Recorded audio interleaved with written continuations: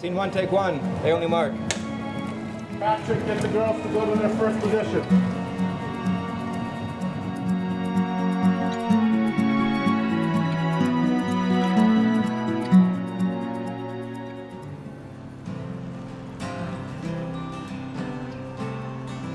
There's rumbled shades inside and vacancy.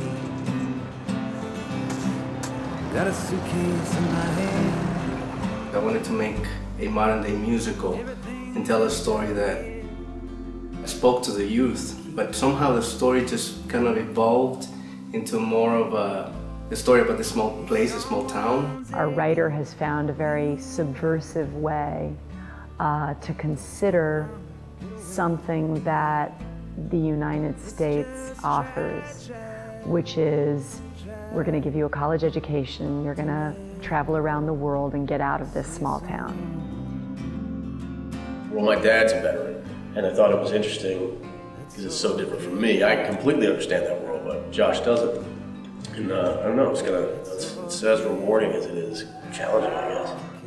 This kid coming there from a big city to this little town, and the way he sort of integrates himself with this community and grows up. What do you know about the people here? What do you mean? I know everyone's lost someone to war, but no one ever wants to talk about it.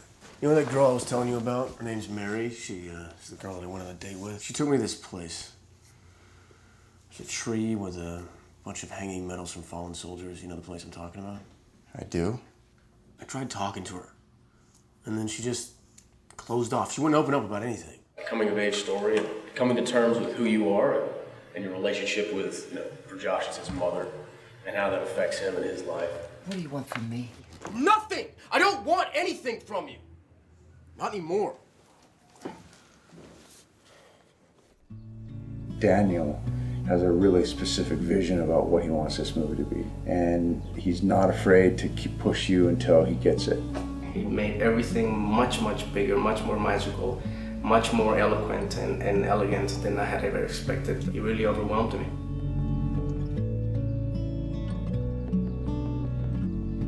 I have just found him to be very patient and creating a comfortable atmosphere for his actors, which I think may be one of the most important things a director can do as far as an actor is concerned. He does great putting it in perspective for everybody, Think of it more like this, think of it more, it's fantastic. We have fun, we work hard, and it's like the perfect match. I think he has a fantastic eye. When Oscar and he were talking about a scene, Oscar said, "Not that you're going to agree." And he said, "Well, I may not agree, but I'll always listen." And that's a very mature approach to directing. Well, the most important thing for me was to create a collaboration process where all the actors could express themselves, as well as all the members of the crew, because I needed everyone on board to make this movie possible. You know what? Here, let's try something. Try what exactly? Just dance. Feel it. Nobody's watching. In this movie, dance and music are the only sources of freedom for these souls to cope with reality. Great dancing music and really easy to, get up on your thing and do your thing. We are using every style of dance known to man. We do Bollywood, some Latin style. I do contemporary. We've got them playing drums. We do jazz. We're also doing an Asian-inspired performance where we use a lot of props. We use these long staffs that they're fighting with and some fans that they do fan choreography with. Anything that you could think of, we do it, and we do it hard. Brian was able to bring this vision to life exactly the way I wanted. Creating for film is different. You're working with actors and you have to take their characters into thought when you're creating these pieces and make sure that it fits within the film. So there's a lot more puzzle pieces that come together. It's not just making up fun dances to go on stage. Mr. Brian Friedman. I've looked up to him since I was 7 years old.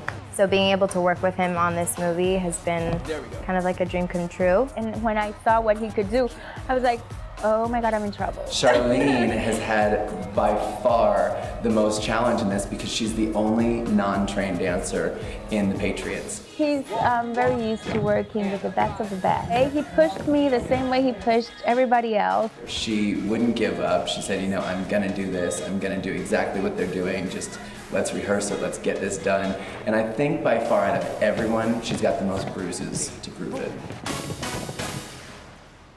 These kind of movies are generally passion projects. It's one of those things where everybody's got to come together. You know you're making a good movie is when the crew all loves the story and they want the best for it and everybody's sort of pitching in to make the best movie possible. Your heart is in it being a labor of love, and you feel it from every single member of the team, cast and crew.